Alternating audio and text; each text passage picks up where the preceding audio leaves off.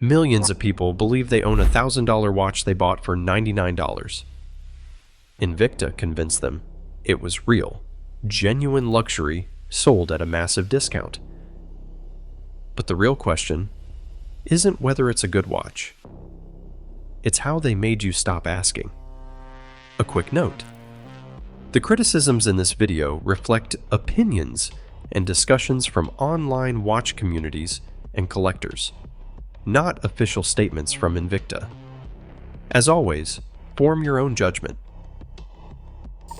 In 1837, a watchmaker named Raphael Picard opened a small workshop in La Chaux-de-Fonds, Switzerland, a city known as the cradle of Swiss timekeeping. The business, run by Picard and his descendants, operated for decades under the name Les Fils d'Art Picard, quietly building a reputation for honest, accessible Swiss watches. By 1911, the Invicta name appeared on their dials, chosen to evoke the idea of being unconquered.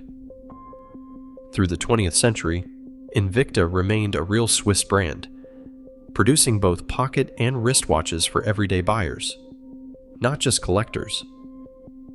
But the quartz crisis of the 1970s and 1980s, when cheap, accurate battery-powered watches from Asia flooded the market, devastated the traditional Swiss makers. Like many old names, Invicta's production slowed, then stopped. By the early 1990s, the brand existed mostly on paper, its legacy preserved in vintage catalogs and the memories of those who wore its watches. In 1991, the Invicta name was quietly purchased by a group of American investors. The brand, once a symbol of Swiss craftsmanship, was now registered to a Florida corporation. Headquarters moved to Hollywood, Florida, far from the snowy hills of La Chaux-de-Fonds. The new owners set out to transform Invicta into something almost unrecognizable to vintage collectors, a mass-market watch company built for scale, not tradition. Gone was the old Swiss factory. In its place stood a business focused on bold, oversized designs and pricing that promised luxury for less. Production shifted from Swiss workshops to cost-effective assembly lines in Asia, making it possible to offer watches at prices that would have shocked the Picard family. Ayal Lalo, a third-generation entrepreneur, stepped up as the public face of this revival, driving the company's rapid expansion and relentless marketing. Under his leadership, Invicta became a brand that thrived not on heritage, but on spectacle and accessibility. Every collector knows the feeling. A watch flashes across the screen, a bold price slashed by more than half, and the promise of a deal too good to ignore. Invicta's pricing playbook is built around this moment. Market listings routinely show a pro diver with a supposed MSRP of around $895. Yet actual sales on Amazon or eBay land under $200, sometimes below $100. The pattern holds across dozens of models. The markdowns are not small. It is common to see discounts in the range of 70 to 85%, based on market snapshots and community price tracking. But these figures are not random. The high anchor price is rarely, if ever, the amount anyone pays. Instead, it is a reference point, a psychological hook designed to make the street price feel like a triumph. The real product is not just the watch, it is the sensation of saving money, manufactured by an inflated number that almost never appears on a receipt. Television shopping changed the rules of watch retail overnight. Instead of a static product page, Shop HQ and similar channels turned Invicta sales into marathon events, running for hours at a time. Each segment was a performance. Hosts repeated the was price, often $895 or more, then slashed it to a now price under $150, sometimes even lower. The script hammered urgency. Countdown timers ticked down in the corner, banners flashed, only 7 left, and hosts warned, when they're gone, they're gone. Scarcity became a spectacle, not a reality. The pressure was relentless. Every price drop was framed as a rare opportunity, a deal that would vanish if you hesitated.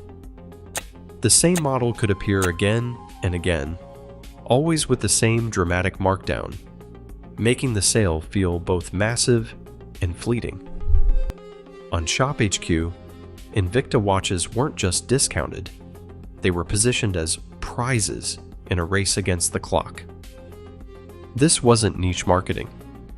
National broadcasts brought the pitch to millions of living rooms, turning price anchoring and urgency language into a mass market engine for impulse buying. The Invicta Pro Diver stands as the brand's most recognizable watch, and for good reason. Its design, 40 millimeters in diameter, with a unidirectional bezel and familiar hour markers, mirrors the proportions and layout of the Rolex Submariner. Reference 16610 almost point for point. The resemblance is deliberate, but there is no attempt to pass off the Pro Diver as a Rolex.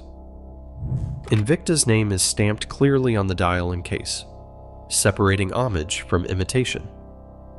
In legal and collector terms, the Pro Diver is not a counterfeit. Instead, it borrows the visual language of luxury, using cues that signal status and quality to anyone glancing at the wrist. That recognition factor is the watch's calling card, helping it project the aura of a far more expensive piece without ever claiming to be the real thing. At the real street price, Invicta's watches reveal a different picture from the one painted by their marketing. Most models are assembled in Asia, using movements like the Japanese Seiko NH35A or basic Swiss quartz, workhorses known for reliability over prestige. The build is typically solid stainless steel, with mineral crystals and water resistance that matches the claims. Lume is functional, though not dazzling, and bracelets are sturdy but rarely refined. Readability is clear. The movements are easy to service, and replacement parts are widely available. For $70 to $150, what you get is a tool watch, not an heirloom or investment. The value here is utility, dependable timekeeping, not lasting cachet. Judged by these practical standards, many Invictas can be a fair deal for buyers who see through the fantasy pricing and treat the watch as a daily companion, not a luxury prize. Today, the real price hides in plain sight. Invicta's game is legal, but the illusion endures. For collectors, value means clarity, not fantasy. Subscribe for more deep dives that cut through the hype.